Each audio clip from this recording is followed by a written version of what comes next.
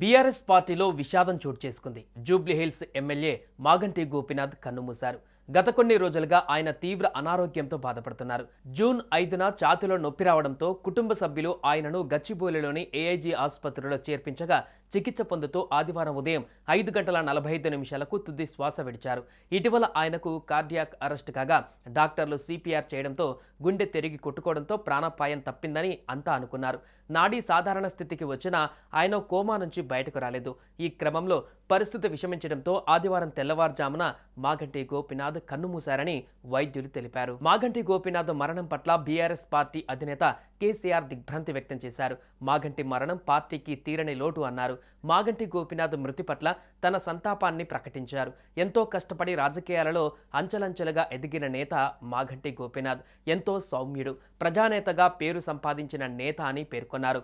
జూబ్లీహిల్స్ ఎమ్మెల్యేగా నిత్యం ప్రజలకు అందుబాటులో ఉంటూ హైదరాబాద్ నగర సీనియర్ రాజకీయ నేతగా తనదైన స్థానాన్ని సంపాదించుకున్నారని కేసీఆర్ గుర్తు చేసుకున్నారు.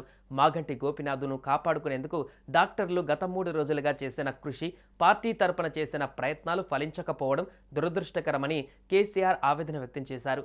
ఆయన మరణంతో శోకతప్తులైన కుటుంబ సభ్యులు, అభిమానులకు కేసీఆర్ తన ప్రగాఢ సానుభూతిని తెలిపారు.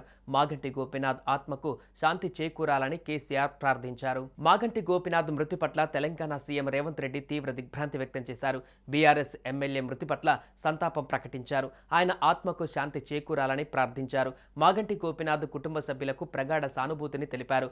మంత్రులు దామోదర రాజనరసింహ, జూపల్లి కృష్ణారావు, పొన్నం ప్రభాకర్, ఎమ్మెల్సీ కవిత సహా పలువురు ప్రముఖులు మాగంటికి సంతాపం తెలిపారు.